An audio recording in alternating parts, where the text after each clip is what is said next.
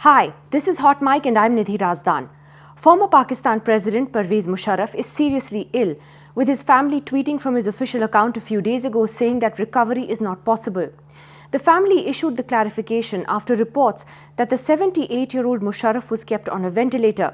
However, his family have denied this, saying that his organs were malfunctioning because of an ailment called amyloidosis. This disease affects connective tissues and organs, inhibiting normal functioning.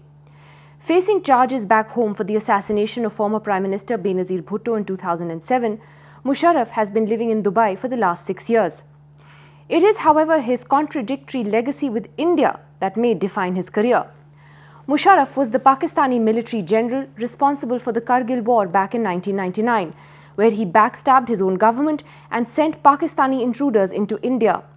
That war broke out barely months after Prime Minister Vajpayee and Prime Minister Nawaz Sharif came to a landmark bilateral peace declaration called the Lahore Agreement in February.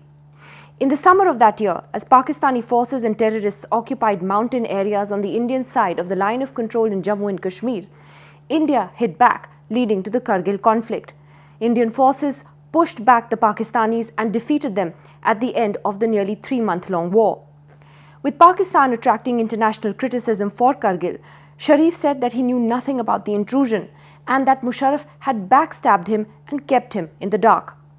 On the 12th of October 1999, General Musharraf ousted Nawaz Sharif as Prime Minister in a bloodless coup and became the country's chief executive, suspending Pakistan's constitution. In 2001, he took over as president. Reviled as an anti-democracy dictator back home, Musharraf ironically went on to become a big champion of dialogue between India and Pakistan. From being the architect of the Kargil war to becoming the architect of the closest ever deal India and Pakistan came to making on Jammu and Kashmir, his legacy, as we said right at the beginning, is full of contradictions. Soon after becoming president, Musharraf travelled to India for the much-hyped Agra summit in July of 2001 with Prime Minister Vajpayee. The Agra summit started amid high hopes of resolving various disputes between the two countries, including possibly even Kashmir. Both sides started the summit with hopefulness and a spirit of goodwill. But the summit unravelled rather dramatically, with Musharraf's grandstanding and a lack of commitment on reining in terror groups blamed as the key reason. Much of Musharraf's bluster was visible at this breakfast meeting that he held with editors in Agra. You know, soldiers fighting soldiers, you appreciate that, that's part of your life. Militants fighting security forces, that's part of a soldier's life. But an innocent person at the hands of militants dying. And that is what the people of Kashmir face every day. I'd like your view on that. Yeah, I certainly would say any casualties to civilians is deplorable. But at the same time, I would like to say, if we see history and see the history of all freedom struggles around the world, there is a lot of blood, innocent blood shed.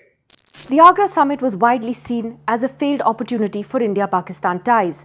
In December of 2001, Indo-Pak ties suffered another serious setback with the attack on the Indian Parliament carried out by the Pakistani terrorist group, the Jaish-e-Mohammed. But the following month, in January 2002, Musharraf and Vajpayee shared the stage at the SAARC summit in Kathmandu.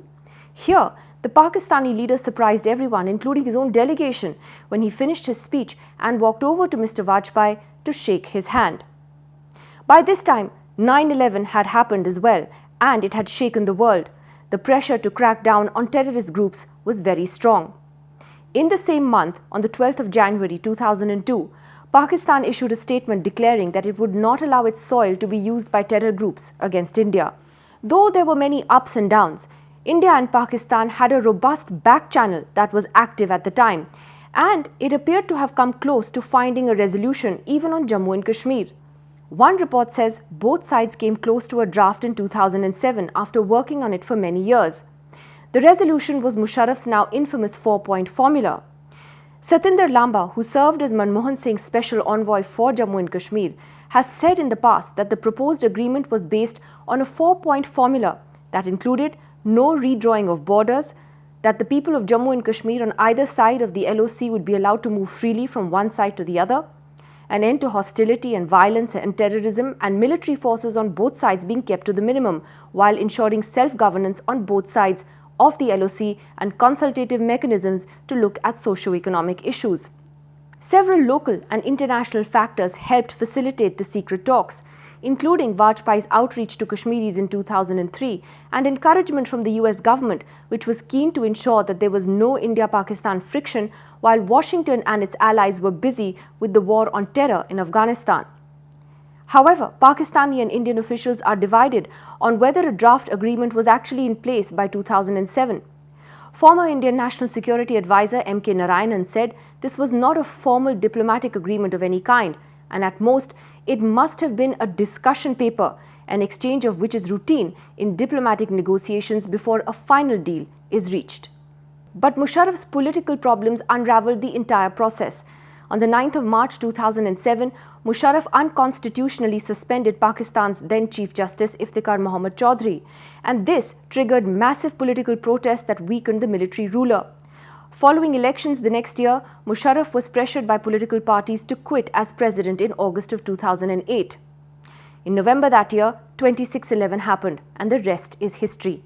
India-Pakistan ties were never really the same again.